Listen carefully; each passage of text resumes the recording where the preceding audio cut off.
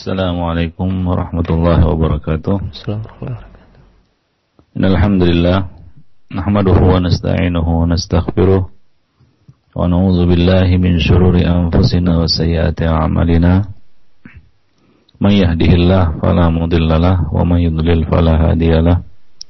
Asyhadu an la ilaha illallah wahdahu la syarikalah wa asyhadu anna Muhammadan 'abduhu wa rasuluh. Ya ayyuhalladzina amanu ittaqullaha haqqa tuqatih wa la tamutunna illa wa antum muslimun. Amma ba'du fa inna ahsanal kalami kalamullah wa khairal hadi hadi Muhammadin sallallahu alaihi wasallam wa syarrul umur muhdatsatuha wa kullu muhdatsatin bid'ah wa kullu bid'atin dhalalah wa kullu dhalalatin finnar. Ikhwani fiddin, para pendengar yang berbahagia, alhamdulillah pada pagi ini kita dapat bertemu kembali dalam kajian yang rutin kita adakan setiap Selasa pagi. Kita membahas tentang dosa-dosa besar atau al-kabair. Pada pertemuan yang lalu kita telah membahas tentang al-kabiratu ar-rabi'atu wa thalathun, kabirah atau dosa besar yang ke-34, yaitu dayus. Orang-orang yang atau para suami yang membenarkan kekejian berlaku di tengah-tengah keluarganya atau istrinya. Dan insyaallah pada pagi ini kita akan meneruskan kepada tema ataupun kabirah yang selanjutnya, al-kabiratu al-khamisatu wa thalathun, dosa besar yang ke-35, yaitu nikah tahlil, al-muhallil wal muhallal lahu, orang-orang yang melakukan nikah zina buta. Nah, ini merupakan salah satu di antara dosa besar yang pelakunya diancam laknat oleh Rasulullah sallallahu alaihi wasallam. Nikah tahlil itu sendiri dapat digambarkan sebagai berikut, yaitu seorang laki-laki menikahi wanita yang telah ditalak tiga, yang telah ditalak tiga oleh suaminya atau mantan suaminya. Nah, kemudian laki-laki itu pun sengaja menikahi lalu dengan niat menalak wanita tersebut agar dapat kembali dinikahi oleh suaminya yang pertama. Pernikahan ini disebut juga sebagai pernikahan zina buta atau nikah tahlil. Pernikahan ini telah melanggar firman Allah Subhanahu wa taala yang Allah Subhanahu wa taala sebutkan di dalam surat Al-Baqarah ayat 230. Allah berfirman, "Fa in tallaqaha fala tahillu lahu min ba'du hatta tankiha zawjan ghairahu. Fa in tallaqaha fala junaha 'alaihima ay yataraja'a in dhanna an yuqima hududallah."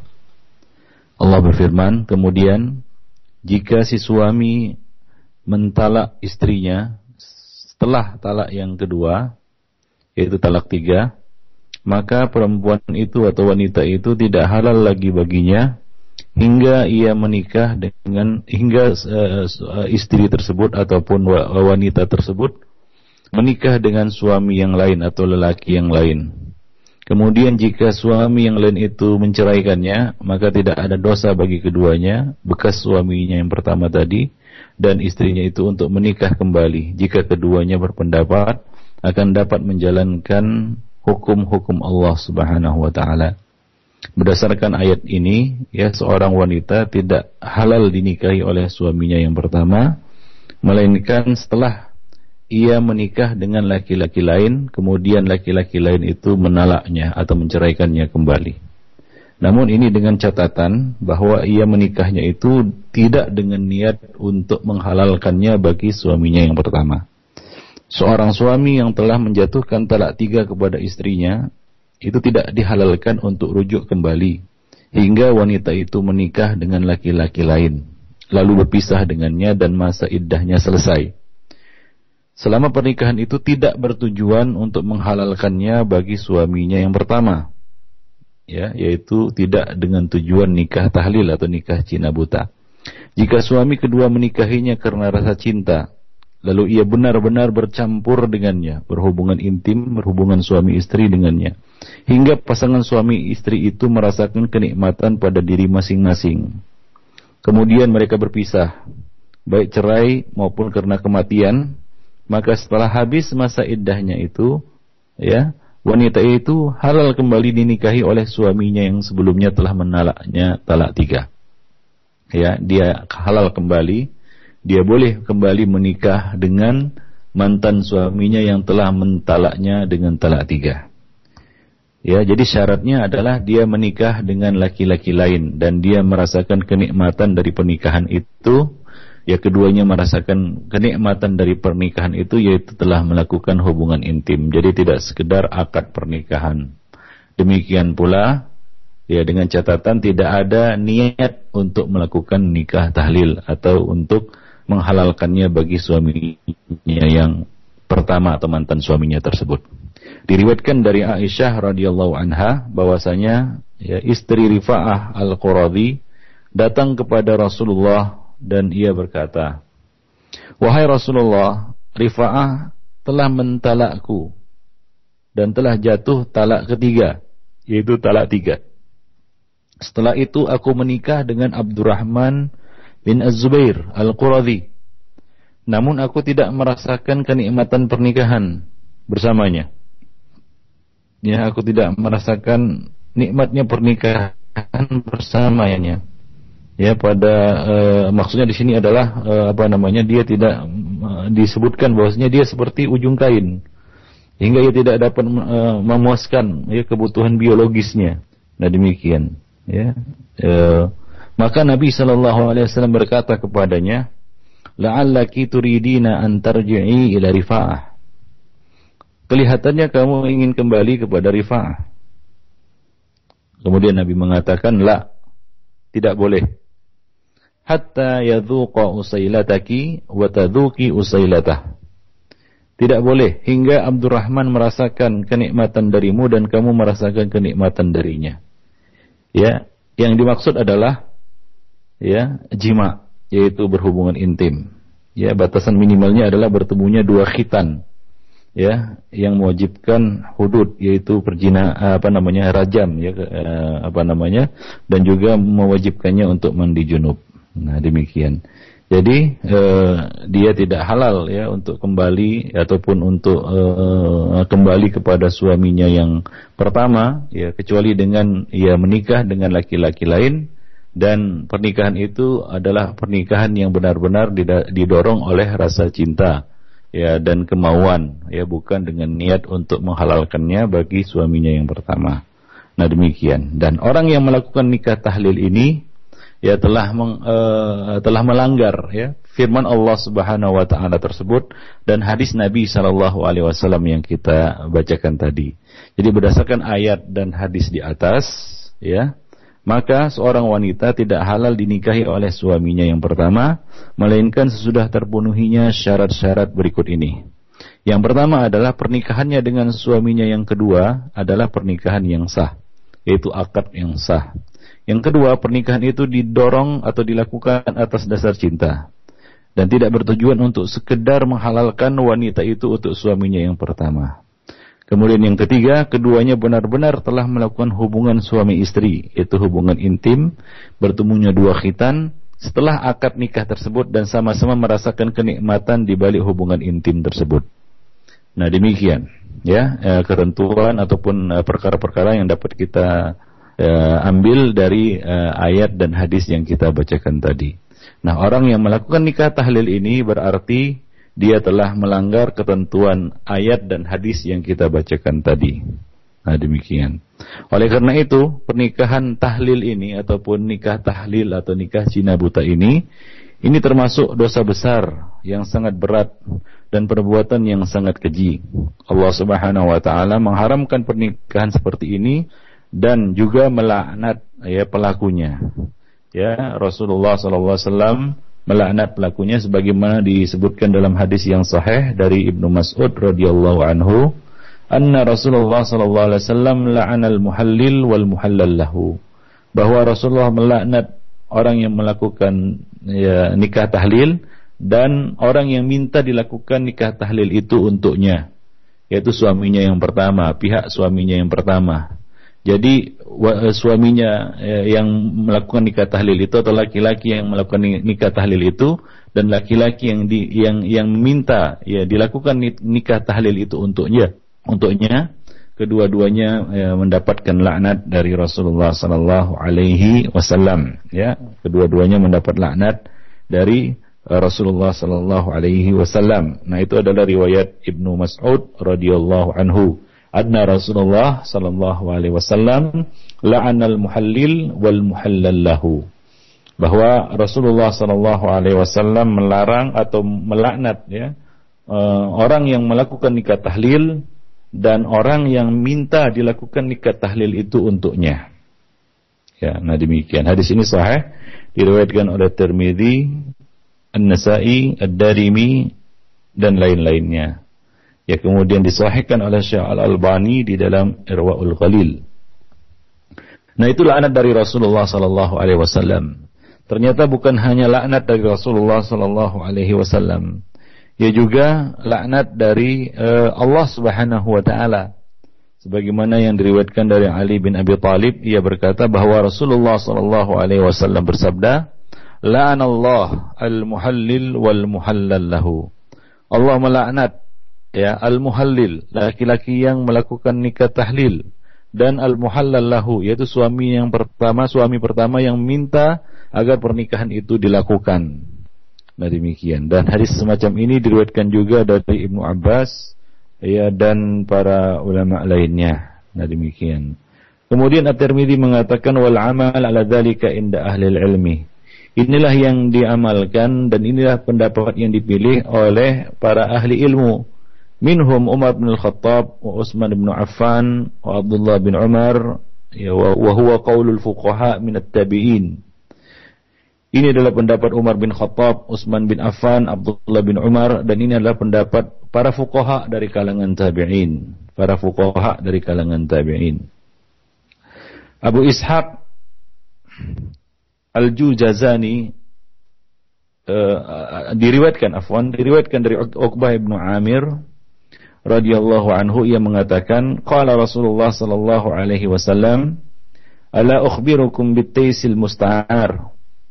Qalu bala ya Rasulullah. Faqala Rasulullah sallallahu alaihi wasallam huwa al-muhallil. La'ana Allah al-muhallil wal muhallal lahu. Rawahu Ibnu Majah bi isnadin sahih. Diriwayatkan dari Uqbah bin Amir, ia mengatakan bahwa Rasulullah sallallahu alaihi wasallam bersabda, "Maukah kamu aku beritahu tentang kambing pejantan?"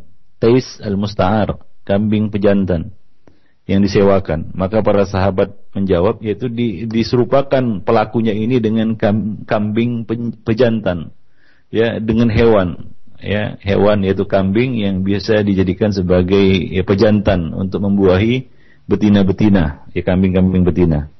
Biasa disewa-sewakan. Nah, demikian. Nah, para sahabat menjawab, tentu saja wahai Rasulullah sallallahu alaihi wasallam. Maka Rasulullah sallallahu alaihi wasallam berkata, itu adalah muhallil dan muhallal lahu, yaitu orang-orang yang melakukan nikah tahlil dan orang yang meminta untuk dilakukan nikah tahlil itu baginya. Nah demikian ikhwan fillah, a'azzani Allah wa iyyakum jami'an. Hadis ini juga sahih, disahihkan oleh Al-Albani di dalam Irwaul Ghalil, dihasankan oleh Al-Albani di dalam Irwaul Ghalil. Taib. Dan ini merupakan pendapat para ulama, para sahabat dan para tabi'in. Mereka sepakat bahwa nikah tahlil ini termasuk salah satu di antara dosa besar yang diancam laknat atas pelakunya.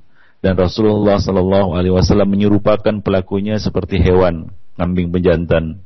Nah, jadi ini menunjukkan bahwa dosa ini adalah dosa yang besar, diriwayatkan dari beberapa para tabi'in atau sahabat dan tabi'in, di antaranya adalah dari Ibnu Umar radhiyallahu anhu, bahwa anna rajulan sa'alahu, ada seorang laki-laki yang bertanya kepadanya, faqal ma taqulu fi imra'atin tazawwajtuha uhilluha li zawjiha lam ya'murni wa lam ya'lam. Ada seorang laki-laki bertanya kepada Ibnu Umar, bagaimana pendapatmu tentang seorang wanita yang aku nikahi untuk aku halalkan bagi suaminya yang pertama, bagi mantan suaminya, sementara mantan suaminya itu tidak menyuruhku dan dia juga nggak tahu. Maka Ibnu Umar berkata kepadanya, la, tidak boleh, illa nikah rughbah, tidak boleh kecuali nikah rughbah, yaitu nikah yang didasarkan oleh rasa cinta. In a'jabatka amsaktaha wa in karihtaha faraqtaha. Maka Ibnu Umar berkata, tidak, itu tidak boleh walaupun suaminya yang pertama ataupun mantan suaminya ya itu tidak menyuruhnya dan tidak juga mengetahuinya. Ya, Ibnu Umar mengatakan tetap tidak boleh. La illa nikah rughbah, kecuali nikah itu didasari oleh rasa cinta dan kasih sayang, yaitu memang benar-benar keinginan dan kehendaknya untuk menikah. Jika engkau menyukainya, engkau tetap mempertahankannya, dan jika engkau tidak menyukainya, maka engkau silakan untuk menceraikannya. Nah, demikian ya jawaban dari Ibnu Umar radhiyallahu anhu. Kemudian beliau mengatakan, wa inna kunna nu'iddu hadza safahan ala ahdi Rasulillah sallallahu alaihi wasallam. Dahulu pada masa Rasulullah kami menganggap pernikahan semacam ini sebagai perzinaan. Ya, kami menganggap pernikahan semacam ini adalah suatu perzinaan, sifah.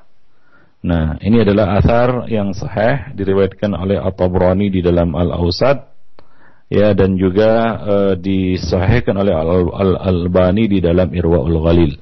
Nah, demikian ikhwan fillah azani Allah wa iyyakum jami'an. Jadi Ibnu Umar berpendapat bahwa nikah seperti itu adalah pernikahan yang batil, tidak sah, dan pelakunya dianggap ya pada masa Nabi ya itu dianggap sebagai suatu perzinaan. Wal iyad billah. Adapun asar dari para sahabat dan tabi'in ya telah diriwayatkan oleh Al-Athram dan Ibnul Munzir dari Umar bin Al-Khattab radhiyallahu anhu, ia berkata, la utiya bimuhallilin wala muhallalin lahu illa rajamtuha.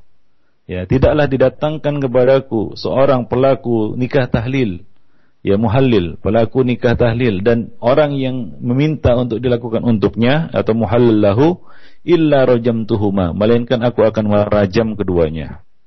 Aku akan merajam keduanya. Demikian pula Ibnu Umar ditanya, Ibnu Umar radhiyallahu anhuma ditanya tentang tahlilul mar'ah li zawjiha, tentang seorang wanita yang minta dirinya dihalalkan untuk suaminya yang pertama, untuk mantan suaminya. Maka beliau mengatakan, faqala Ibnu Umar, dzalika as-sifah, itu adalah perzinaan. Itu adalah perzinaan. Nah, demikian. Riwayat ini diriwayatkan oleh Abdul Razzaq dan Ibnu Abi Syaibah di dalam musannaf keduanya dan dengan sanad yang sahih. Baik. Nah, demikian juga diriwayatkan dari Abdullah bin Syarik Al-Amiri, dia mengatakan sami'tu Ibnu Umar wa qad su'ila an rajulin talaqa ibnata ammin lahu thumma nadam. Ya, aku mendengar Ibnu Umar ditanya tentang seorang laki-laki yang menceraikan ya anak paman, putri pamannya, yaitu dia punya istri ya yang berasal dari putri pamannya sendiri dan dia telah mentalaknya dengan talak 3. Kemudian dia menyesal. Ya, kemudian dia menyesal telah mentalak istrinya tersebut ya dengan talak 3. Tsumma raghaba fiha, kemudian dia ingin kembali, ya kemudian ia menyukainya kembali, ia ingin kembali kepada istrinya itu. Ya, fa arada rajulun ayatazawwajaha liyuhillaha lahu. Kemudian ada seorang laki-laki yang ingin membantunya ya menikahi mantan istrinya itu agar mantan istrinya itu halal baginya. Maka faqala Ibnu Umar radhiyallahu anhuma, Ibnu Umar berkata, kilahuma zanin, keduanya itu pezina, yaitu laki-laki yang menikahinya itu ya dan juga laki-laki yang yang minta untuk dilakukan nikah Cina buta itu, ya nikah tahlil itu ya.